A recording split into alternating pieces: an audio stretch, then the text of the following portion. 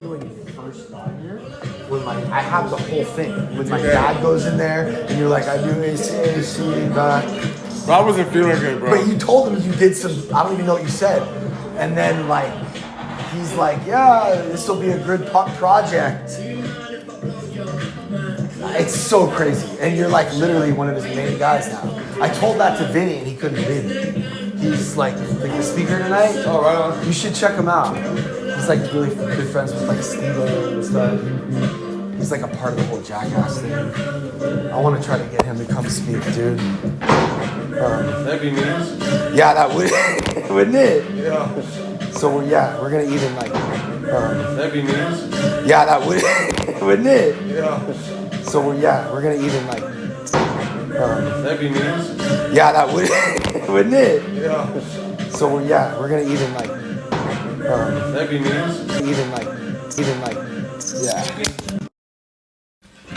Where is Johnny at? He'll be back. Oh, so they just like get here right before. Yeah, I still gotta ask people to read like a vision for you, more about alcoholism.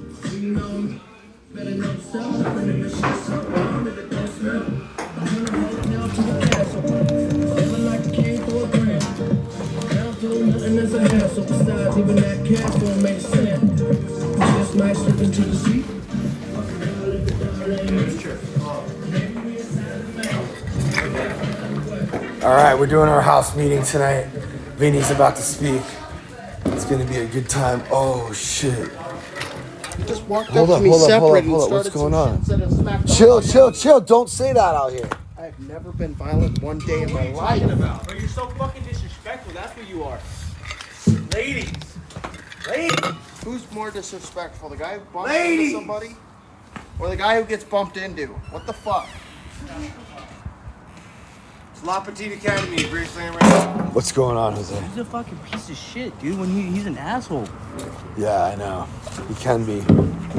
What's going on though? Should I just talk to him or? It's cool. It's just like, bro, he needs to stop being so disrespectful when he speaks. I know. Trying to keep out of his name. I know.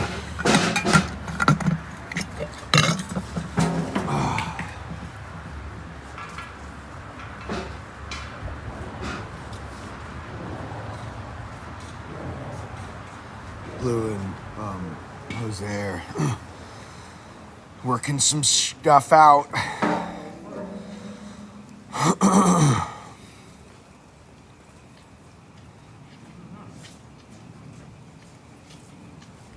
Can you help me move this?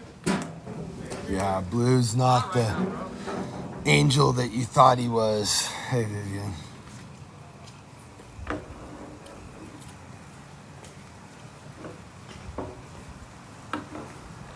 So our house meeting is about to start, and Vinny is going to be the main speaker. We got 15 minutes. What's up, Cooper? Everyone, like this. Go hard and hit the heart knees.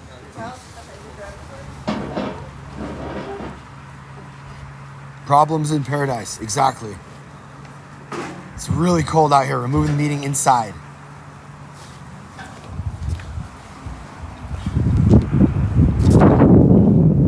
Thanks, Alex Joe. Love you. Thanks, Alex Joe. Love you. We should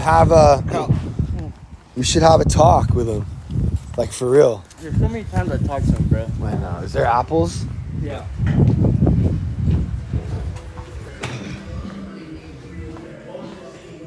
Ooh. Thank you so much. Oh, thank you so much.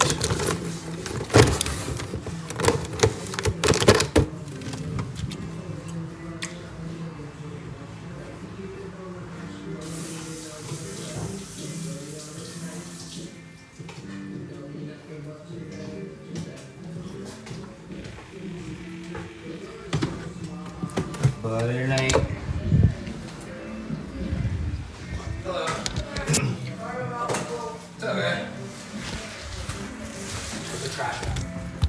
Right over here. You want an apple? I got one. Nice. Yeah.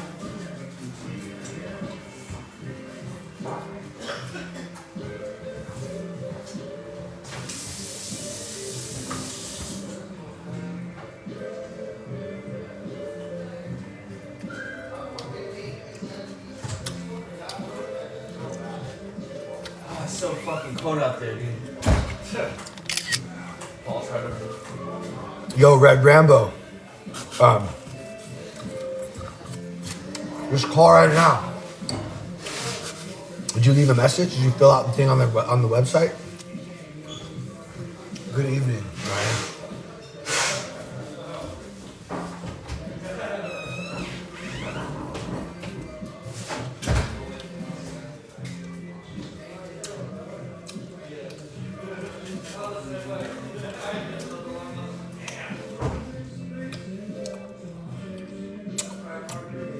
Yeah, of course we take internationals.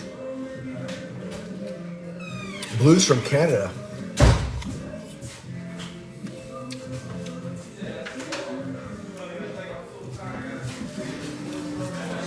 Oh, awesome, Red Rambo.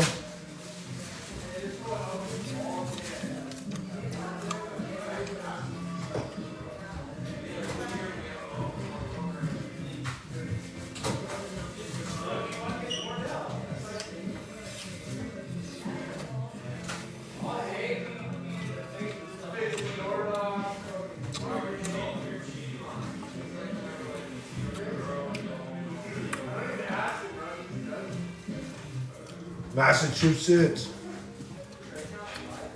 Madison's good.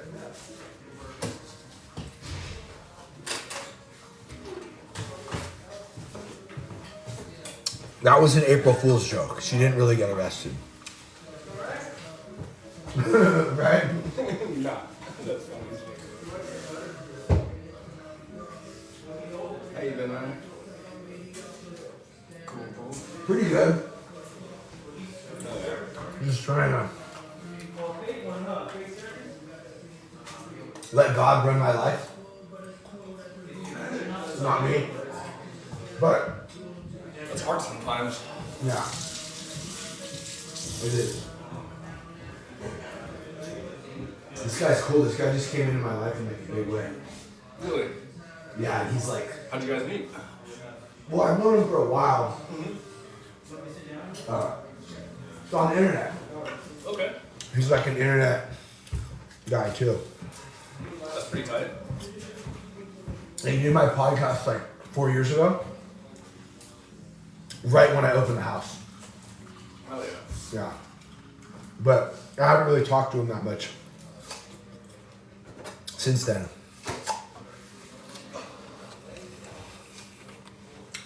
What brought him back?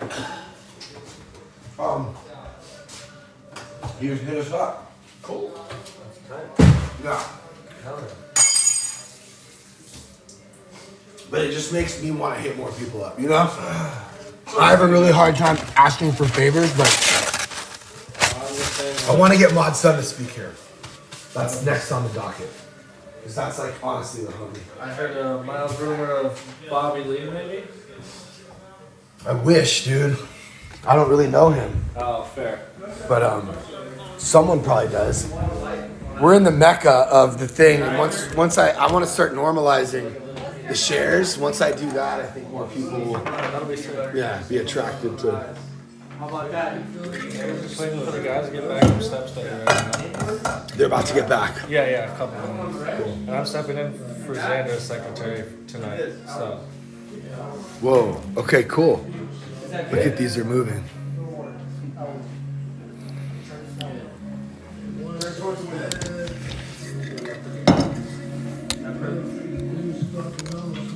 Do I look dark or no? Wasn't even tripping, I said it's goddamn, we was hit last time. We don't have to use it. Is this everyone? No, we're waiting on half the house. They're at a different step study meeting. They'll all be here soon, like 10 guys, I think.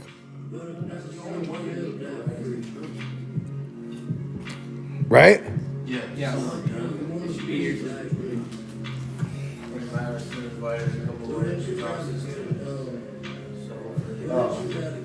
Who? Madison invited a couple other places. I wonder if it should be there or if it should be like, I think that's fine. or like So they can hear. be close. closer. What's funny is everybody that dislikes hasn't made one yet. Oh, look, it's fucking Silberg McMuffin. Teeny tiny little Jose.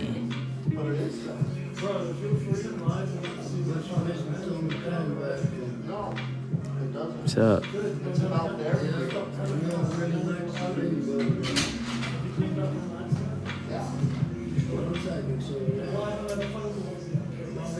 You got the Zoom open? Yeah, you got the Zoom working? You guys have the Zoom working? Yeah, that's all. It's working? Alright. No, I can't right now. That'd be pretty cool, man. Like, are we even promoting this? Yes, we are. You guys want the links on your graduates or anything, or? I did already. Okay. I'll do it again. Want the iPads in it.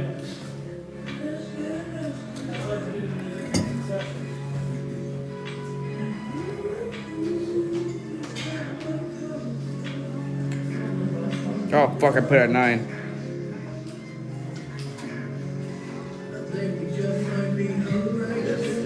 Will you write a sticker? Yeah. Meeting.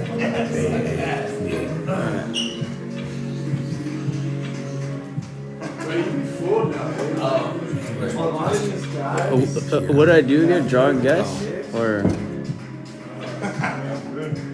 Yeah, okay, cool. And sticker. Alright, cool. Wednesday night AA meeting. Yep, Wednesday night meeting. AA meeting. You got a couple minutes if you want the iPad set up. Yeah, can you put it up, please? Well, actually, it just needs to be on the speaker. The TV will be just. Oh my goodness. Yo, get them off. How do I do that? You left. Fucking Matthew Andrew Drake.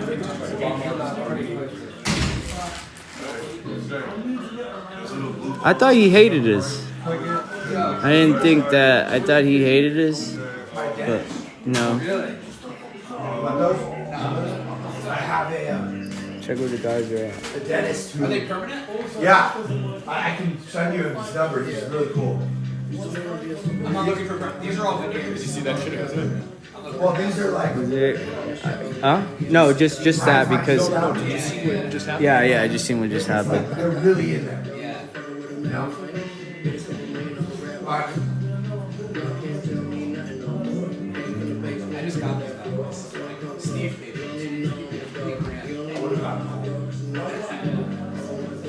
Like the whole tube. Before it was a plate with chocolate. I had it grinded down shit right now. I had it stuck too.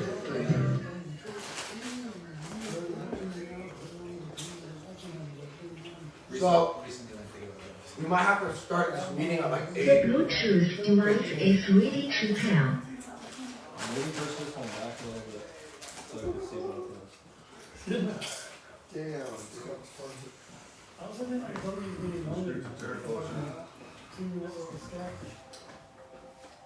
Oh wow. It's a lot.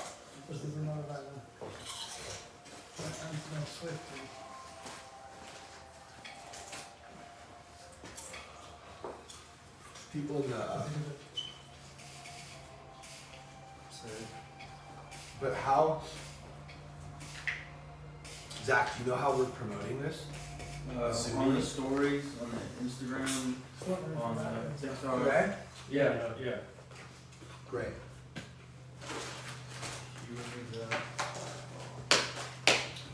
Jack, you lost it all. And then people are still like asking me for votes. Audio. Oh, to just turn on the audio, you just need to unmute it. Otherwise, that should be okay. Why? I'm just making sure there's no feedback.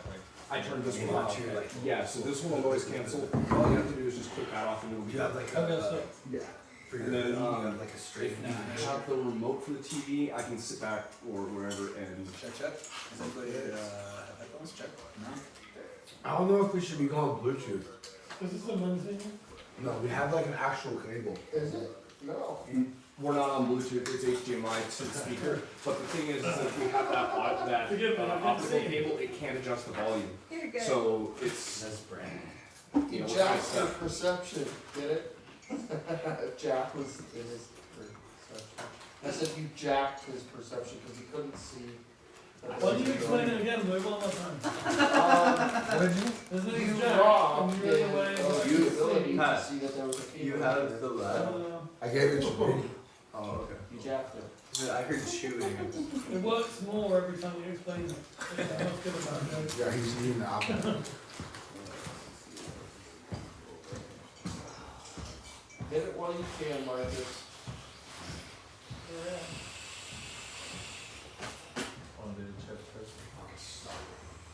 No, supposedly we can during it. I don't know what the If fuck they- is supposed to Yeah, say you can. on the chip, even How do you not know you graduated from here? Chuckler. Okay. I'll wait till everybody else is here and then I'll get back. What? I'll wait till everybody else in the house gets back and then I'll. You know what, I'll do this job when you guys have a chip that's over a year, cause I'm on 3. You're invited for your shit.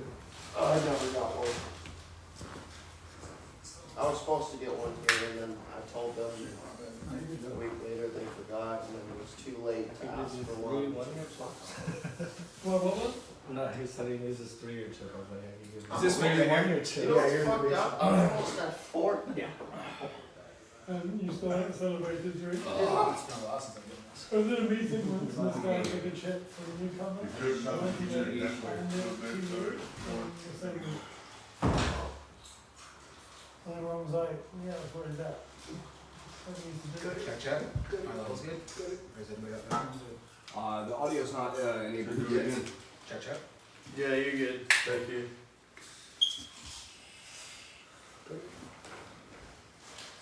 What's really fucked up is you could get a 2-year chip and then get a newcomer chip the same week if you fuck up. No, that's not fun. Yeah, but you have to restart everything if you fuck up. That's what I'm saying. There's nothing fucked up about it. What's fucked up is when you start to go about. Oh, does that sound like it's about to explode? There we go. Just trying to switch this. You choke on your own spit, Blue? Oh, You choke on your own spit? no. Chuck's on my own breath. You an inhaler? No.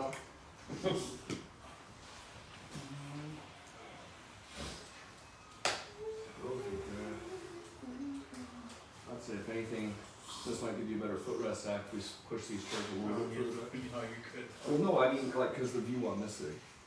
Oh, yeah, that's not good. Okay.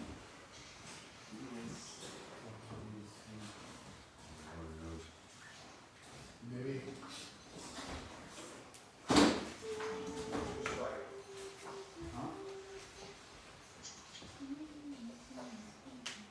Going in the driveway and they got 1 minute, bro.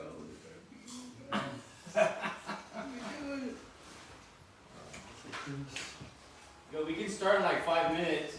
Yeah, we should set up chairs and they all gotta sit in these. Yeah. Yeah. We all pick on sides. Look at it. Did you have fun? That was step study. Now system.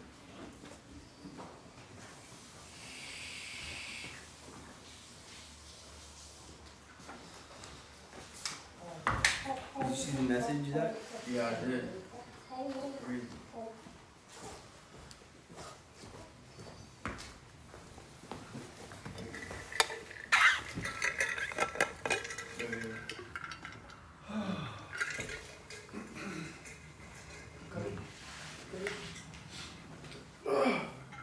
Yo,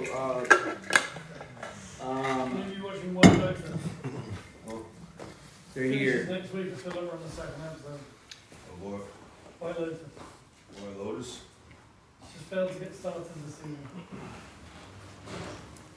have you seen Seth Rogen's new series? Yeah, I've studio. seen one episode of it. Yeah, it's funny. I only saw a couple episodes. This is crazy. We have a whole van full of people. They're late. They got struck for deviating. We're gonna be 5 to 10 minutes late. We're still doing the meeting. Johnny boy. Hey, buddy.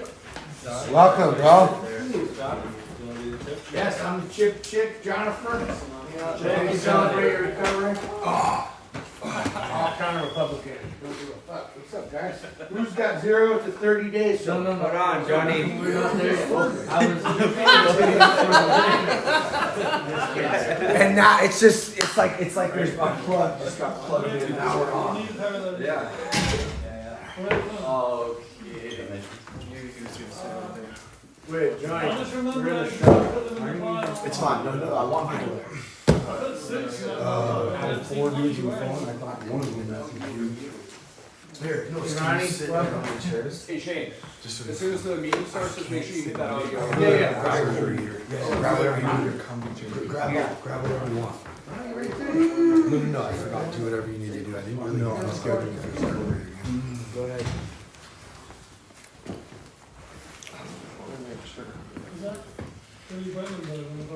So yes, welcome everyone to our Wednesday night meeting. We have people here on Zoom. Vinnie has given us full. Ooh, we got some feedback here. No. Let me turn this down. Is this where it is? Yeah, turn it down a little bit. The one on Turn the it on this one. It never works. We had it set up. Like we gotta figure this out, you know. And also when we're talking, I feel like I hear them a little voice We don't have to put the. constantly in the iPad. The Like, it's iPad. turned down all the way, you can still kind of hear it. And, Yeah. like we need to ixnay on that shit. We hear a little voice in our heads enough. That's already enough. Its name is Patrice. You know how you fix that? Give me a trick. Wow, that's so cool. We actually have people in the Zoom. That's so dope. What's that? So you might be able to fix that by putting tape over the speakers on the iPad. Welcome, Alicia. Welcome, Chloe. Can you guys hear me? Welcome, Peter. Welcome, Paul. Welcome, Billy. Peter, Paul, and Billy.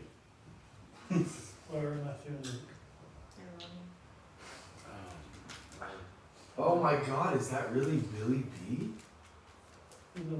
They can hear us. I mean, you're better, right? Billy Bats.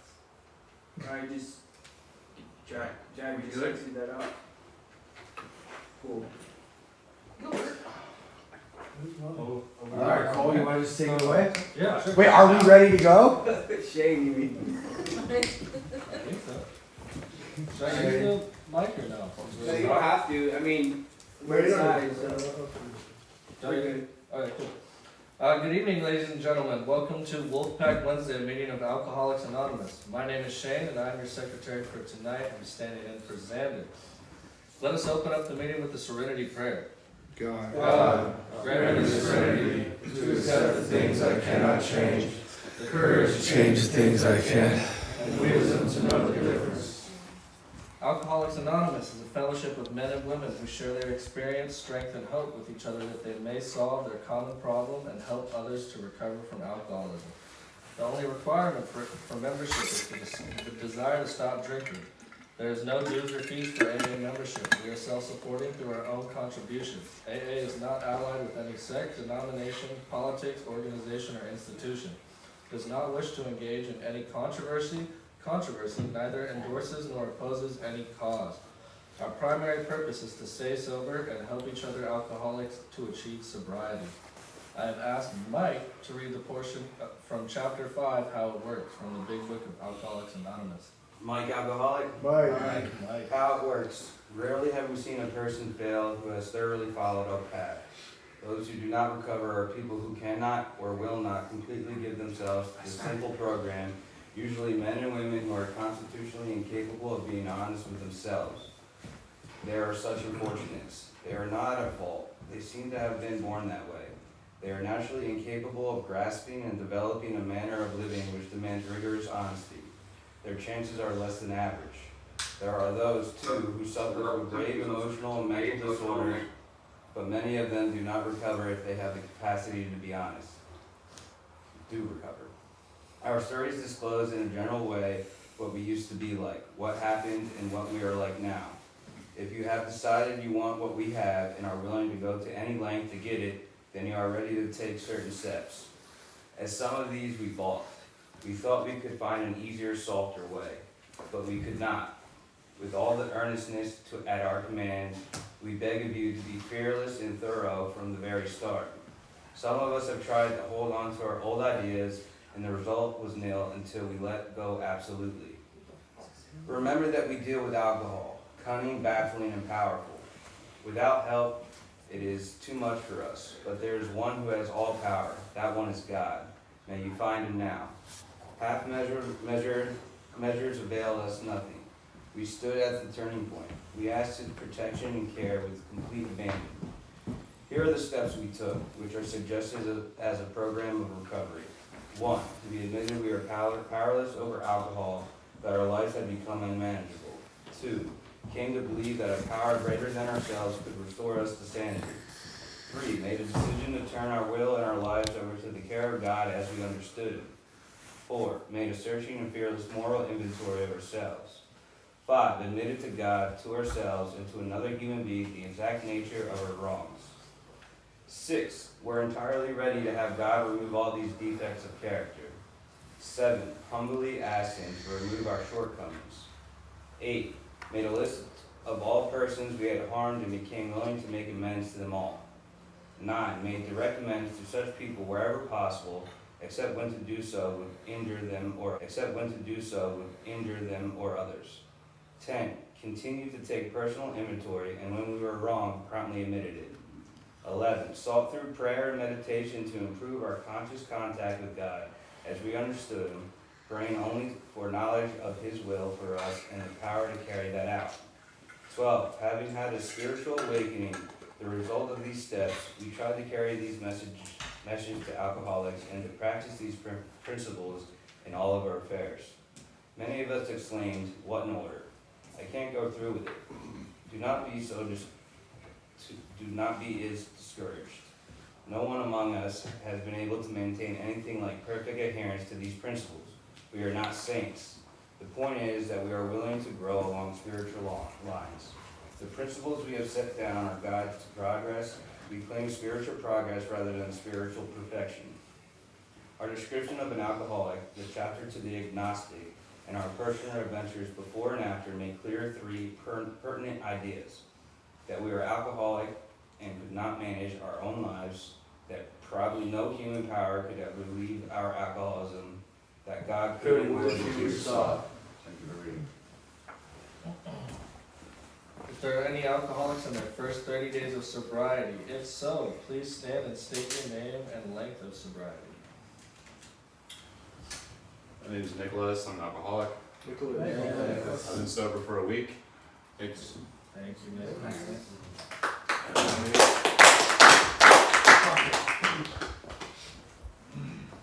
We get chips? Okay. Is there anyone visiting from outside the greater Los Angeles area? If so, please stand and tell us your name and where you are from. Cole, Alabama. Oh! How are you bird getting out here?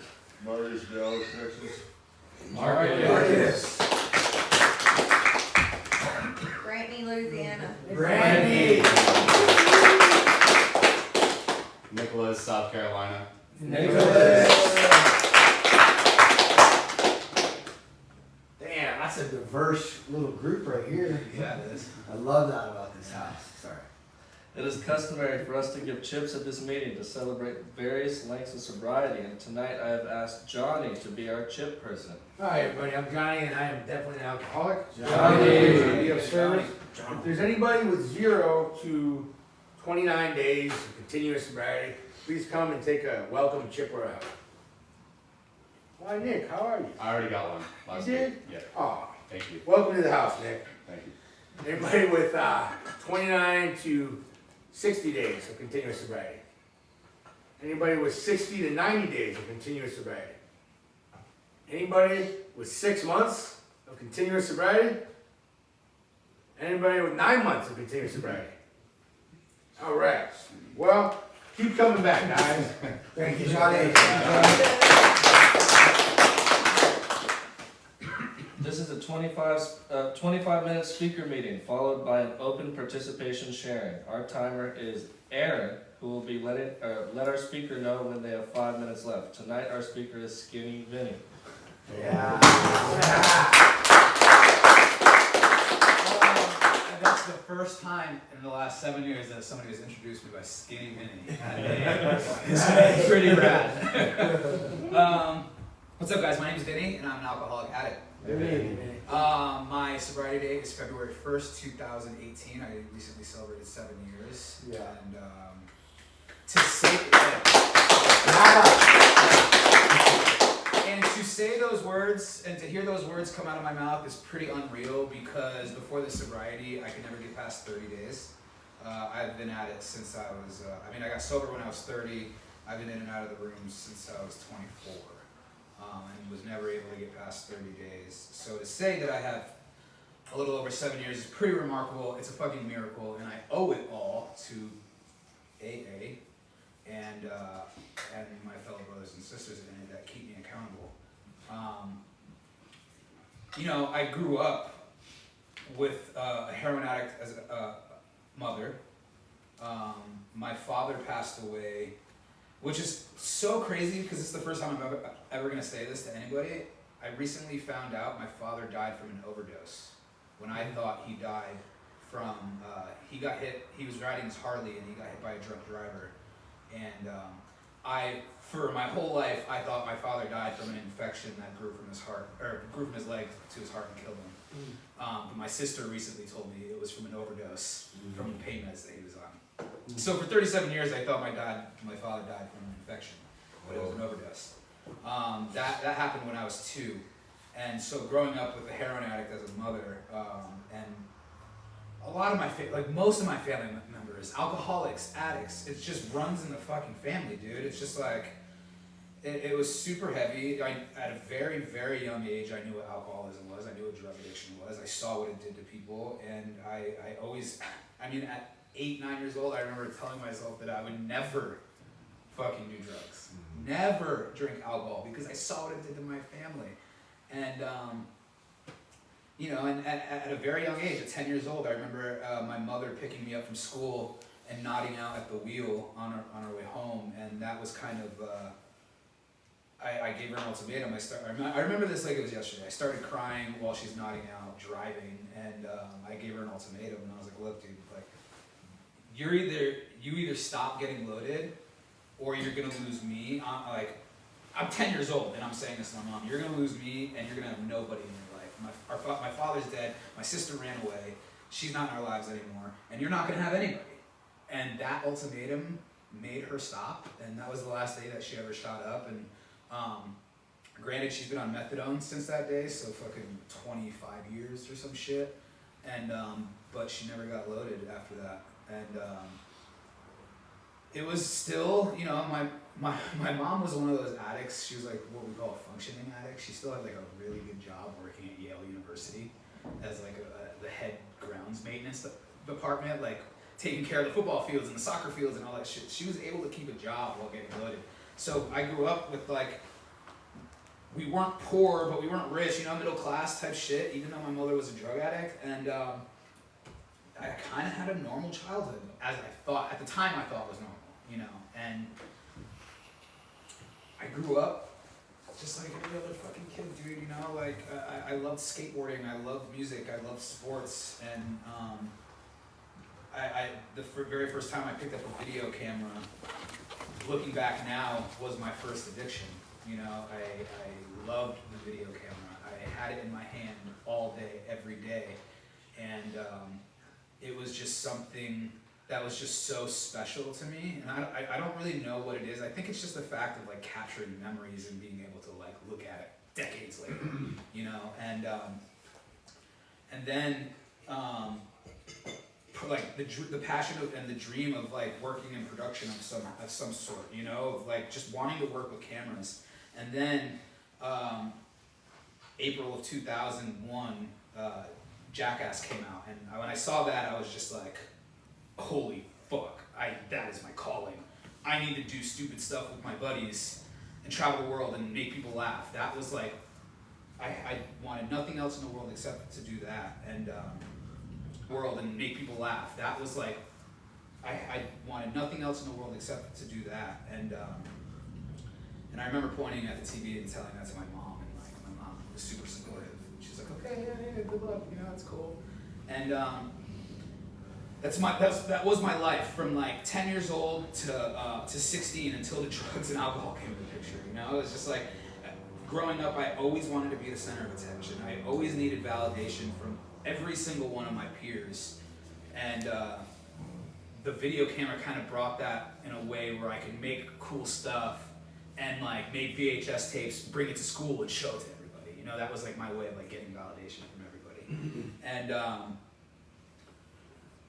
then, you know, like a lot of normal teenagers, dude, you start smoking weed and then I fall in love with that. You know, I think it was because I just loved forgetting about family bullshit and just life on life's terms at such a young age.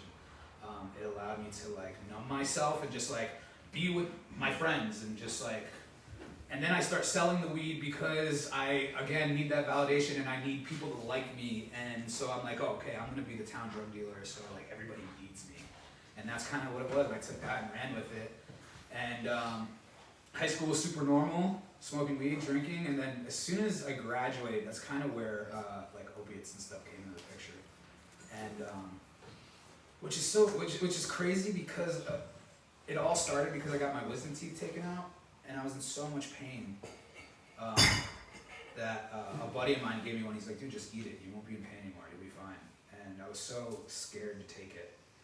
But I did it. And it was like this sense of, it felt like a security blanket. You know, it felt like this, I just didn't give a fuck about any other problems that I had. You know, because as a kid, I was so self-conscious about everything. I wasn't good enough.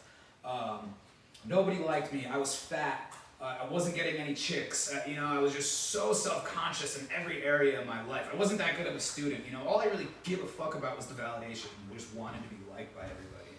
And when I took that first opiate, all of that went away. And then I was just like, wow. It felt like I've been looking for that feeling my whole life, that feeling of like numbness and not caring and not my brain not racing about fucking every single insecurity that I have.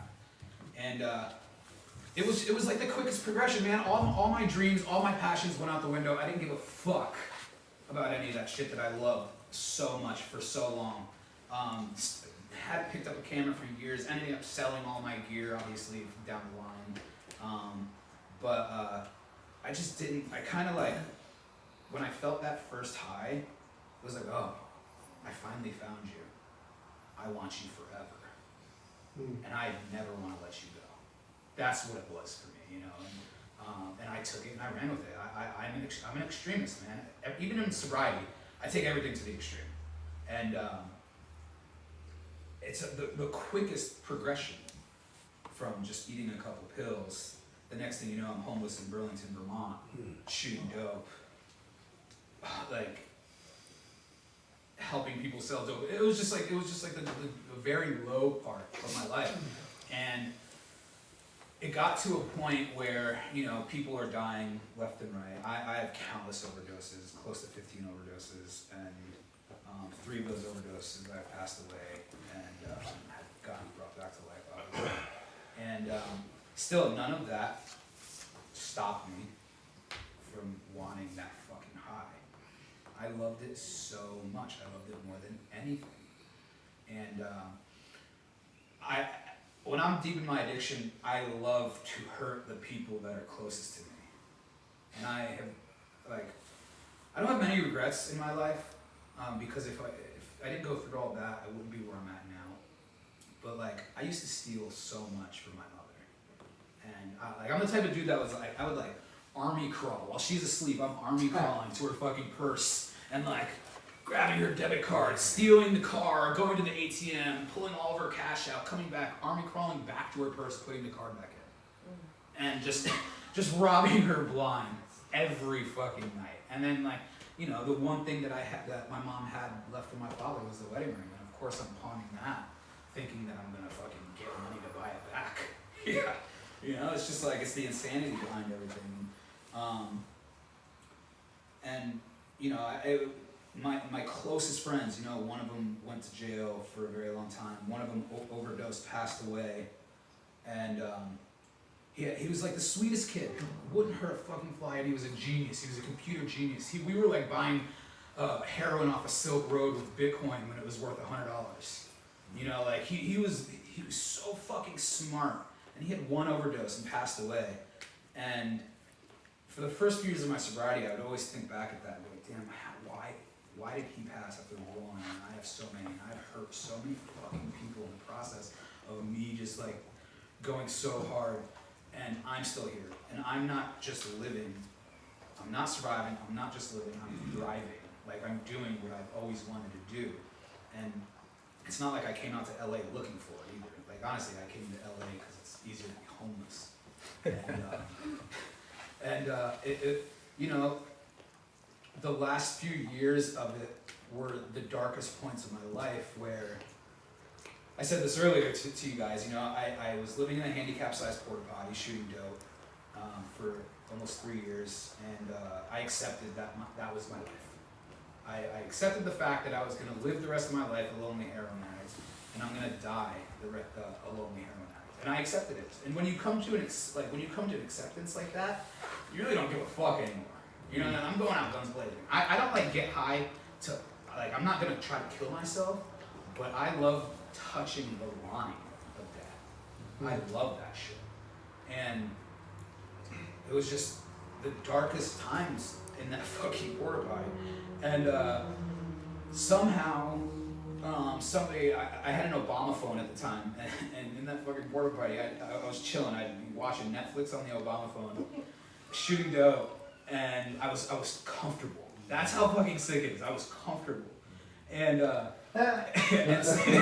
and somebody somehow, some way, somebody got my number and reached out and was like, hey man, I heard you're struggling down bad. I'll fly you to LA, but you gotta go to treatment. And this is when body brokering was a heavy fucking thing, and I didn't know it at the time, but that was his intentions behind it. And so of course I was like, yeah, dude, sure, I'll take your fucking flight to LA. Like, sure, yeah, I'll go to your fucking treatment center. I just want the free flight to LA. It's way easier to be homeless. I could fucking sleep on the beach and be straight. Way better than a porta potty in the fucking cold winter cold Connecticut winters. And so that's what I did. You know, I took his flight and ended up at a treatment center down in Anaheim. Left after a few days.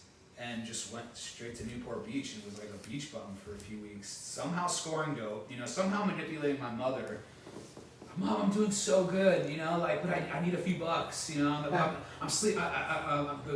The treatment center I'm at wants to go on a retreat and we need money for it, you know. Like, I'm just saying the most outlandish shit, still manipulating my mother to send me money. And that was just an ongoing thing for a few months that I slowly made my way from Newport Beach north up to Skid Row. And I was on Skid Row for 3 months. And that was so fucking heavy, dude. That was like, I saw shit that no one should ever see. I saw people getting raped, I saw people getting killed, I saw everything. And I'm just this fat white kid from Connecticut with a skateboard and a backpack. And I'm still kind of comfortable, which is insane. I look back at it and I'm like, what the, how could I even do that?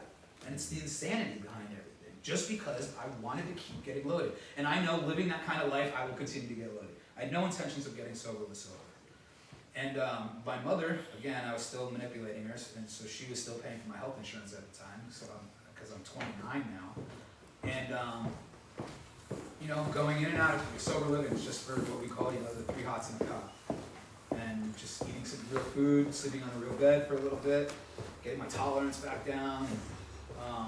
And I'd just go back out, and that was, again, the insanity, the cycle of it all. And not giving a fuck, just not wanting to be a part of society, not wanting to just try and do this, you know. And the last sober living that I got kicked out of, because I'm a horrible client. I'm the type of client that like I try to convince people to leave with me. Let's go get loaded. I'm that kind of client, the worst. And so that's what I did at the last sober living that I got kicked out of. And I'm waiting in front, waiting for my Uber. And I had this very strange, what I call now a spiritual experience when I had a very, very vivid whisper of my best friend who passed, as if he was standing behind me and he said enough is enough. And it scared me enough to the point, because I had some money in my pocket, I was gonna go get a hotel room, and it scared the shit out of me enough to the point where I was like, oh hey, I'll get loaded tomorrow. Let me just go find a safe place to sleep. So I called the program director and he puts me at the house designed for recovery, where I run now and where I stayed sober. And I walk in and that's where I meet one of my best buds now, and we just clicked. And still, again, no intentions of getting and staying sober. I was just, I'm in a safe place, I was warm, like, and something happened. And that's why I respect Pat and Graceland so much, is because that sober living that I went to had the structure, it had the accountability, but it also had just the right amount of freedom and the camaraderie behind it. Camaraderie is so fucking important when you're trying to do this thing. Doing it alone is impossible. You need the brotherhood, you need the camaraderie, and doing this, going through this shit together makes it way better. And the structure too, you know, it's just like bro, if I got caught, if I didn't make my bed, if I had a sock laying out, and bro, I'm coming straight from Skid Row. And if somebody's yelling at me, telling me, hey, you have a fucking sock hanging out of your drawer, write some words. You know what I mean? I'm like, what the fuck? I was just sleeping on the fucking streets. You know, and like, I didn't even have a bed for the last fucking 5 years, never mind make my bed. You know, so it's like, coming from one extreme to another, I found out that I fucking needed it, bro. I needed the structure. I needed somebody to fucking pull me up on my bullshit and tell me, yo, motherfucker, go make your bed. Go clean your shit. Go take a shower. Go brush your teeth. I was not a normal person at this point, bro. I didn't brush my teeth. I wasn't showering. I was filthy. And I didn't know how to live life like a normal person. I didn't know how to, like, bro, never paid taxes before in my life. I couldn't look somebody in the eyes and have a decent conversation with them. I didn't know how to shake somebody's hand properly. I didn't know fucking anything about life, living life. I had no idea, so I literally needed the structure to teach me. And I needed to just be open-minded and willing. Two very important key words in this whole process is open-mindedness and willingness. Just be open-minded and trust too. Have a little bit of faith that like, Pat might know what the fuck he's talking about. You know, people that have been here for a while might know what the fuck they're talking about. Taking direction is super important, and I know us as drug addicts, we don't like to take direction from anybody. We think we know what's best. We always think we know what's best. But if we knew what's best, we wouldn't be in a sober living. You wouldn't be here talking to me, listening to me talk. You know what I mean? You wouldn't be fucking writing words at a desk. If you knew what was best for you, you wouldn't be in this room right now.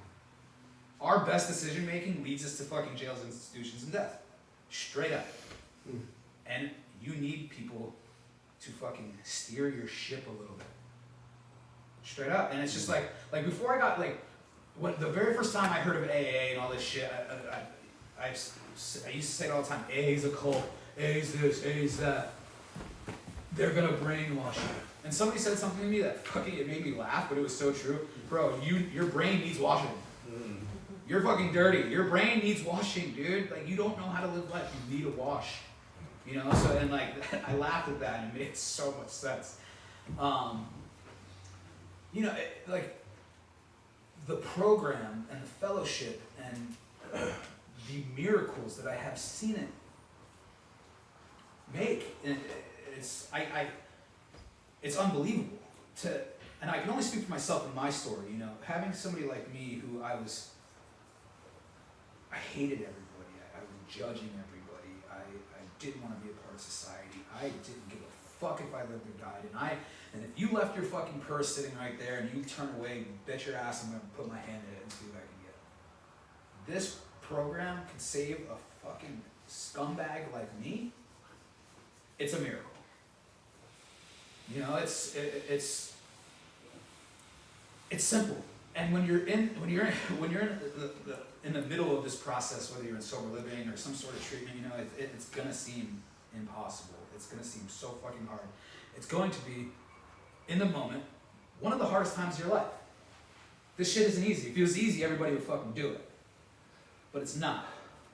But when you get, I look back at, I stayed in sober living for 3 years. 3 fucking years. Top bunk, closer to God. You know what I mean? Like, I did all of this. I created my entertainment career. Everything happened while I was living in a fucking sober living, and I owe it all to the program and the structure that I was in. Period. If I didn't have a place like this, because Graceland is very similar to the house that I got sober at, it's very similar to the houses that I run now. If I didn't have this structure, if I didn't have the accountability, and I didn't have the camaraderie and the brotherhood between the guys there, I would have never made it. I always grew up wanting a big family. You know, I always grew up wanting a lot of friends. I always wanted to need the validation, right? And for some reason, when I got to this house, I've been to so many fucking houses, but when I got to this house, there was something about it, the camaraderie and the brotherhood, that made me stay. And it saved my life. This program saved my life. And it has allowed me to do stuff very quickly too. Like I said, I got seven years. The shit that has happened in the last 7 years is unbelievable. I've traveled the world, a couple television shows that I've had, working with my heroes, bro. I had pictures of Steve and Knoxville and all those dudes on my walls growing up, and now these dudes are some of my best friends, and I work with them. It's unbelievable. Like remember when I was saying, like, I pointed at the TV and I was like, oh my God, that's what I want to do. My mom reminded me that. She's like, hey, remember when you pointed at the TV and you said that's what you want to do? She's like, never mind are you doing it, but you're doing it with the people that you pointed at, which is fucking unreal. And it's all because of this. Thank you. It's all because of this. Each year, when I got sober, I waited about a year to do the steps. And when I did the steps, it was this next level up. It was this release. Because when I had a year, I was still like kind of hesitant of the steps. I don't know if it was hesitant. I think it was just laziness, you know. And like I had my priorities were a little fucked up. You know, I was just like, oh shit, my entertainment career is kind of taking off. Let me fucking put all my energy in that. And, you know, I'll do the steps a little later. But you know, it was. My morals were coming back because now I'm a house manager at the house that I got sober at, and I'm preaching to these guys like, look, you guys need to fucking do the steps. When I haven't even done them yet. So I'm like, so it's like now I have a year sober, and like my morals are starting to come back. I'm starting to feel like, oh shit, can they tell I'm lying? Like I think I'm like a horrible liar now, and like, so it's like, okay, I need to start. I have to practice what you preach, you know. And so it's like now I have to start doing the steps, and that was like, it was like the next level, you know. It was like a release of fucking tension off my shoulders and being able to repair relationships. You know, it's like you know the cliche saying, the promises, right? And the gifts of this program. Yeah, the money's cool. Yeah, the experiences are dope. Yeah, all that is fucking cool. But the most important, the most beautiful thing is the relationships that I've been able to mend. You know, like I had the best relationship with my mom. I had the best relationship with my grandmother. I had the best, my sister's back in my life. Like, I have a niece and a nephew, and like, she wouldn't let me near the fucking kids back then. Now, I'm a great uncle. It's like shit like that is like beautiful. That's the magic. Everything else kind of comes. If you, like, I always tell my guys down in my house, it's just like, if you just continue to do the next right thing, be honest with yourself and everybody around you, and be of service, shit just works. I can't explain why, I can't explain how, it just does. Yes, the steps saved my life. This program saved my life. But another very, very important thing that saved my life was purpose. Purpose. You need to find a purpose. You have to have a reason to want to wake up in the morning. You have to. Because why are we getting sober? Why? To have some fucking boring, miserable existence? No, dude, go out and find a fucking purpose. It might not be the purpose that you want right away, but it's the purpose that you need. Look at it like a meeting commitment. That's a purpose. You have people that count on you to do the commitment at the meeting. I tell my guys, go fucking knock on the neighbor's door and offer to walk her dogs. That's a purpose. You know what I mean? It's like, find a fucking purpose. It might not be the purpose that you want, but it's the purpose that you need. But the purpose that you want will fucking come if you continue to do the next right thing and be honest and be of service. Straight up. It hasn't all been fucking peaches and cream though. Like don't get me wrong. Like, my life is dope and I've done all this amazing shit. Dude, from year 6 to year 7 was the hardest year of my life. Got married in 2024, January 2024.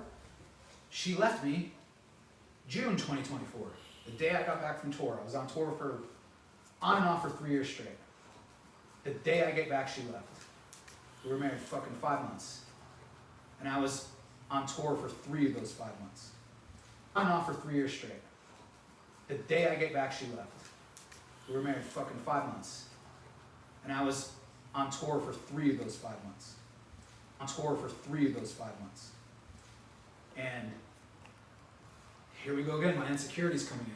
My fucking depression coming in. My anxiety coming in. Fuck, what did I do wrong? Was it me? Was it me? Like, then I'm like, because she was from Toronto, so we had to do the whole green card shit. So I'm like, oh my God, was it all a green card grab? Did I just get bamboozled? Like, what the fuck? And then I was like, oh my God, she must have cheated on me. But I'll never know. And I locked myself in my apartment for 30 days. And the beautiful thing about it is not once did I think about relapsing. Not once. Because this program has given me that. I went through the hardest fucking time of my life. Not once did I want to get high. And, but I was miserable. I was fucking miserable. I couldn't stop. My brain was fucking spinning, bro. Like, I barely ate. I think I lost like 30 pounds that month. Like, I was so fucked up. But after like 3 or 4 weeks, I'm like, oh my God, I'm just sitting in my misery. And the only answer in my head, I was like, okay, what works?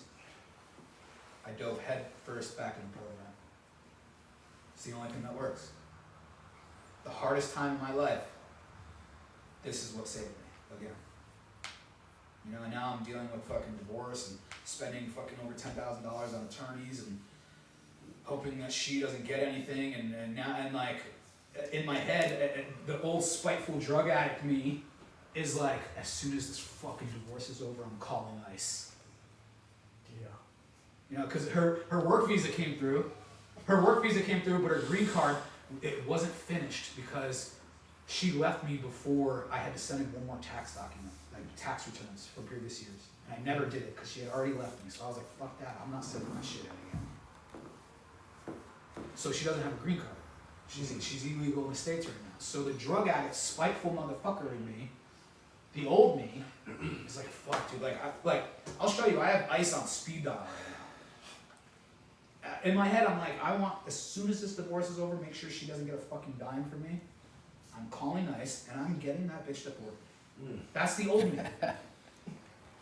But my sponsor tells me all the time, because I have asked so many people, and I think I've asked so many people whether I should do it or not is because I'm looking for the answer that I want to hear. You know, but my sponsor tells me, everybody tells me the same shit. Bro, you already know the answer. We're not in the business of hurting people anymore. Mm-hmm. That's it, you know? And motherfucker, I hate hearing that. I hate it because like she hurt me so much, and like the addict in me is just like, you hurt me, I fucking hurt you even more. But we're not in the business of doing that anymore. And you know, I'm still struggling with it. I still like, my dreams are gnarly with it, you know, but I owe it to this. I am getting through it because of this fucking program and meditation and therapy, and you know, like I go to therapy, bro. Like if you told me to go to therapy years ago, I'd tell you, what, are you gay? Like, that's what I would say. Like, I would be, like, that's what I would say. But that's what I would say, because I was a fucking, like, was that bad for me? No, that's fine. Okay. You're fine. You're amazing. But sorry guys, sorry. But that's, I mean, literally, that's what I would say, because I was stupid, immature back then, you know? Like, I was immature as fuck back then.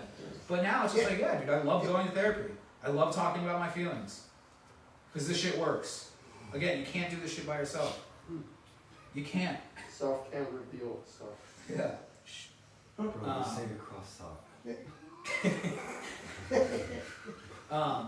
You know, I can say over and over and over again that this program's taking me back. Nowadays, like having sex. What was that? Oh, the time was up like a couple minutes. Oh, my bad. My bad.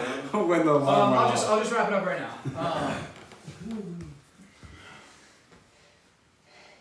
You guys are in a fucking an amazing spot to be able to get this. You guys should consider yourself lucky. Never mind, most people don't make it in the rooms. But you're in a gorgeous spot with the structure that you need, with the accountability from your peers, and you have people running this that actually know what they're talking about.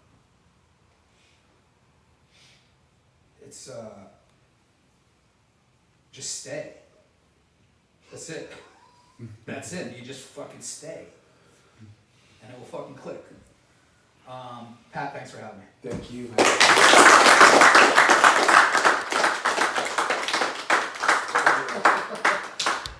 So good. Thank you so much. Johnny finally got, yeah.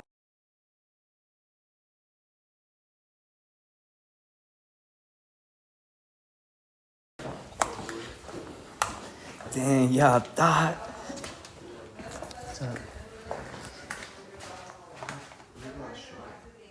All you guys that went to step study. Yeah. So, obviously, Vinnie let us stream his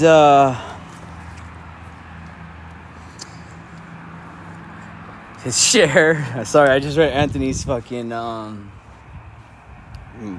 comment. That was funny. Yeah, what a great speaker. I'll tell you that much. But, you know, I gotta respect other people's anonymity, so you know, I wouldn't do it. But yeah, it was great. It's a great share. It's fucking cold outside.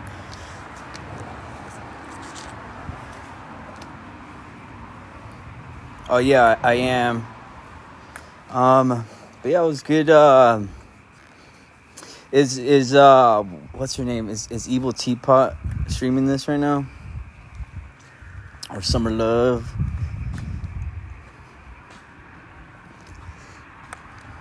Oh, what happened? I thought you should be streaming this.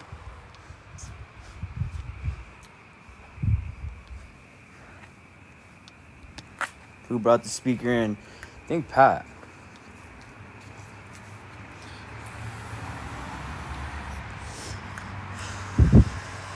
Feel that. She got to take care of baby. Yo, who did that? Was that really Teapot?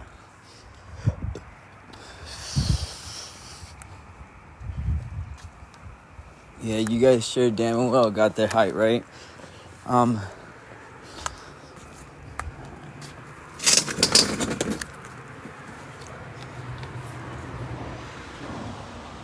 should just go bring the fucking sweater.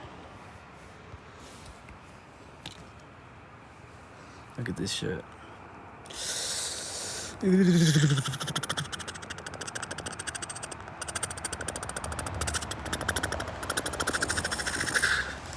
You see that little? I always think this is a fucking satellite up here. I don't know if y'all can see that. That's always there, and it never moves.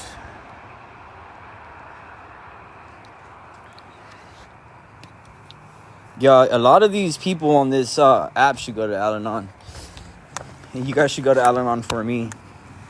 Be great. It's fucking cold in this bitch, dude. Chat Nick just had a girl.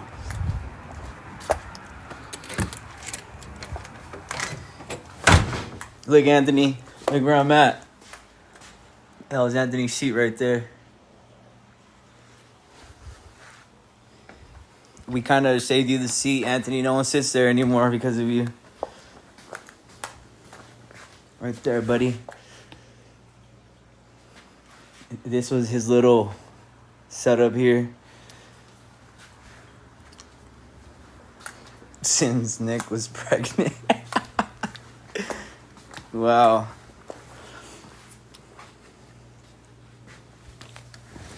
Ah. Yeah.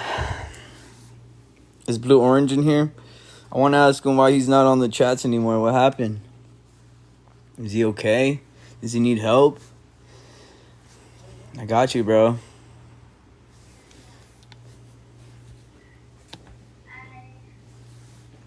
Oh, look at this guy. Do you want me to get out of here? No? Alright.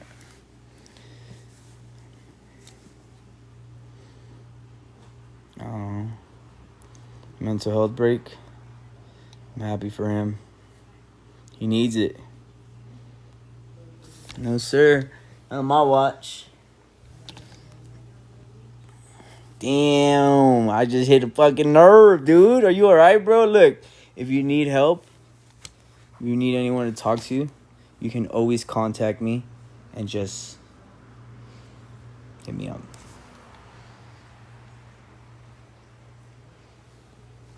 Jose and his red eyes. Wow. Anything new? I struck a motherfucking nerve. Love it. I'm good.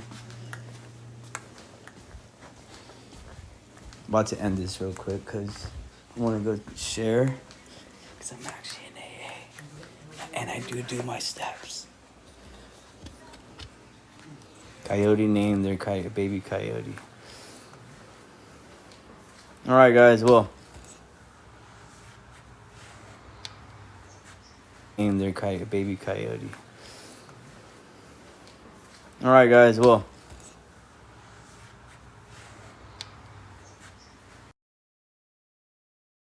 Tony. I gotta make contact. I gotta get $20 today, bro. You actually serious? Bro, I had 80. I had 85. Bro, stop. You didn't put me in that fucking video today. Or Shane. I wasn't really feeling it, bro. You're a good looking person. I don't understand why you don't do it. Yeah, because I'm not. Yeah, but your shit was fire. The other shit was like, nah. Like, your shit was fire. You know what I mean? I feel like I need to get comfortable around it. It's been kind of amazing. It gets kind of weird at first, but once you like do it. And honestly, I'm not like, yo, with my whole like relationship with like CBD and everything, like I don't feel it. It's like there's like a silver lining where like No, for sure. Don't feel like I feel that, but don't even worry about that. Bro, no one's judging besides your. You know, our biggest critics are ourselves, right? No, but like I don't know. How many views it got? You see, how's Jenna? I heard she's good actually. I thought she were in the meeting. What Jenna? Foster. Someone invited her? I don't know. I thought she was gonna go that. No, they don't. They don't really come anymore. It's a competition. They said today that she was Who gonna said be there that? tonight. I didn't ask. I don't know. It doesn't matter. Literally how she's doing. She's good. I think she's actually doing really good. She's like the she does the administration at Yeah, Oak Forest. Yeah. Or her brother's spot. No, their spot. What is it called? Oak Forest. Jenna and her brother. No, Jordan has his own place. What's it called? I'm not sure. I wonder what it's called. It's probably like some Andrew Tate ass fucking title. Can I? Why? Because I don't know. He has Andrew Tate energy, right? he has Jordan energy. Huh? Well, you know, there's some people that act like alphas, and some people are like they're just alphas. You know. Dude, did you hear? I think in Yellowstone they released a herd of wolves. Just think about this. I've been thinking about this shit all day. Yeah. They're repopulating an area with wolves. This area with wolves. This area. This area.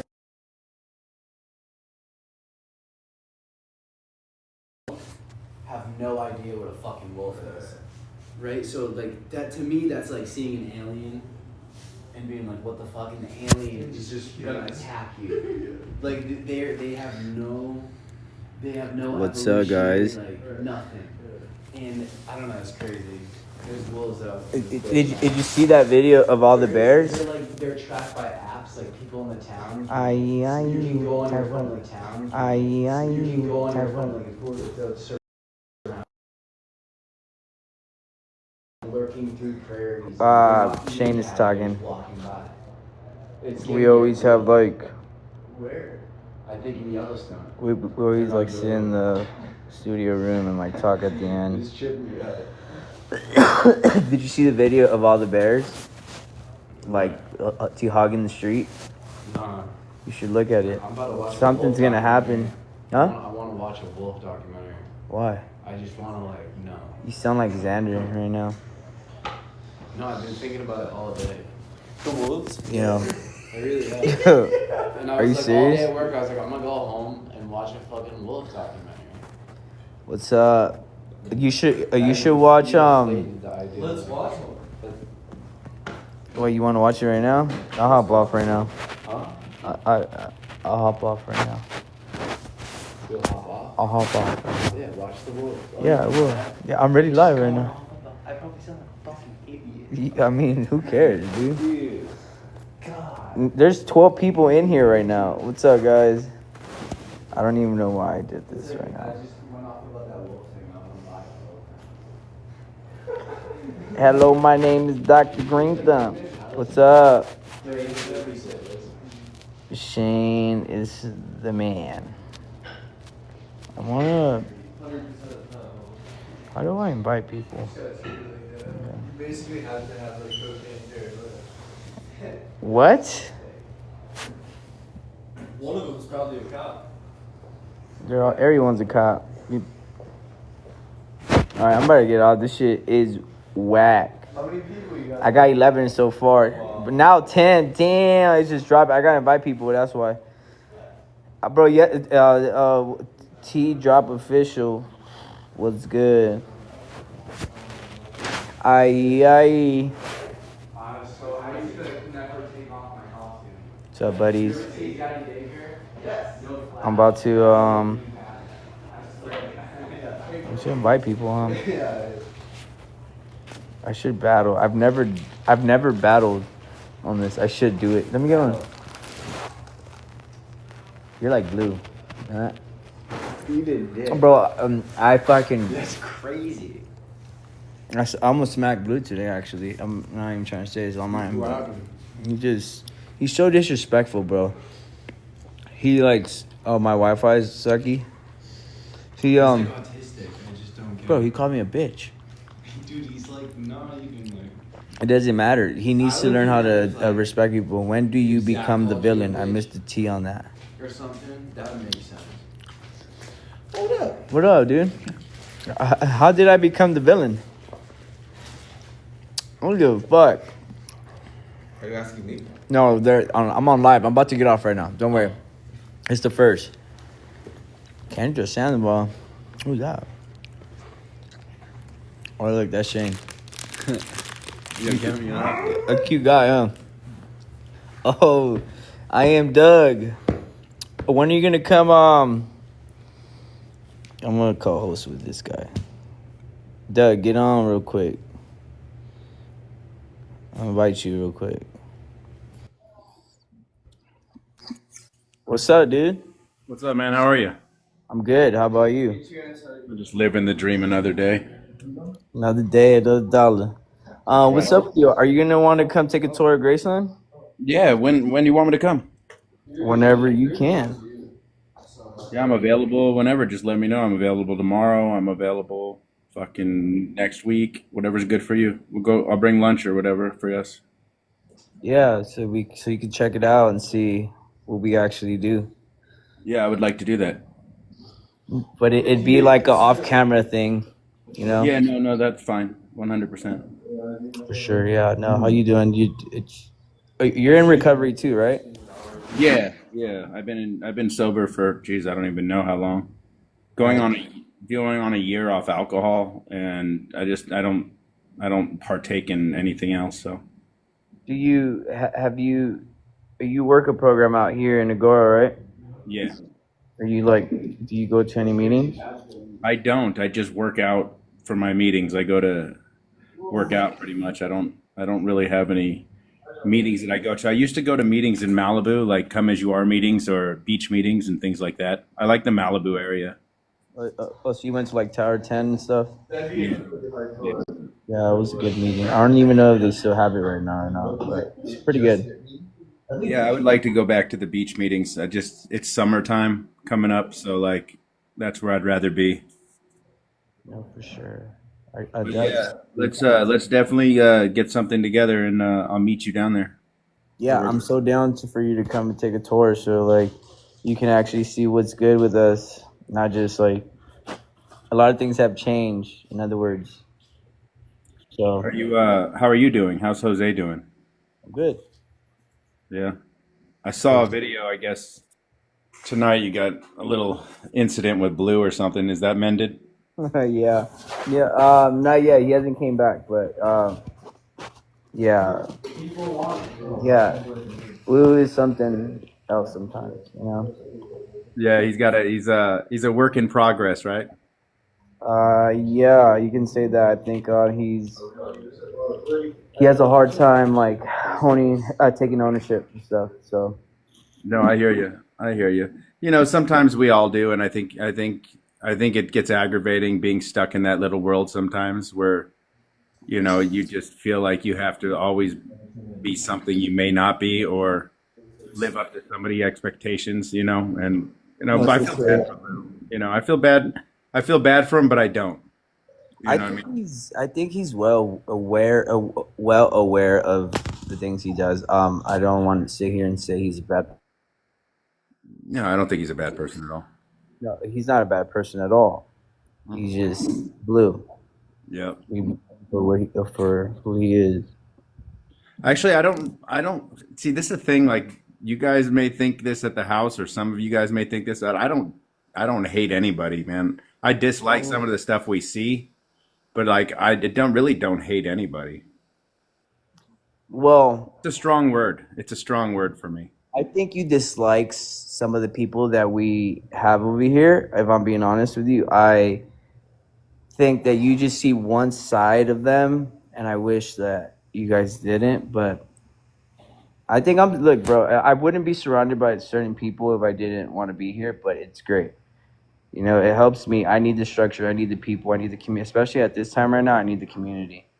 So like, no matter what people think online, like it's just honestly their opinion, and that's great. You guys have your opinion, and I respect that. But I think a lot of people just like kind of just reach for things and like just feed off the clout that people get. I'm not saying necessarily you. Maybe you do this, but I'm talking about other people that they just like. I try to bring light to some of it. I try to bring a little bit of laughter to some of it because it is a hard pill to swallow, I guess you could say, on certain aspects of the spectrum. Yeah. You know, you have to be able to laugh to live too. Laughter is the spice of life. Music is the spice of life, and living obviously is what we all want to do in our best life. You know, we want to live our best life, and you know, I'm nobody to judge anybody's best life. You know, I Yeah. want to live my own best life, but again, I just try to bring a little laughter and a little soften up the situation. I guess you can say. Yeah, no, for sure. And you know, I can't necessarily say that like you are the type of people that you are the type of person that just takes the bad things and runs with it. But I can say that some of these things that we do here, yeah, it might seem off to the people out there, but I think it's great. Yeah. I think the structure is needed with some people, bro. Like this is not anybody's. Not anyone could do this house. It's like the last house on the block for a lot of people, and like it is what it is, dude. No, I hear you. I hear it's a beautiful atmosphere. Don't get me wrong. It's a beautiful place to get sober out in the mountains and get the blue skies and you get the sunlight. We have a lot of qualities out here in California, and you guys have a beautiful area. And I think that good things are possible, right? Good things are possible. And, and you guys do the best you can. I can't hate on certain things, but we can take a deeper look into other things, and I really think that there's a lot of holes in places, but over time that could change. I think a lot of the stuff that you guys see can help you guys change certain things that you may have not seen from the inside that people see from the outside.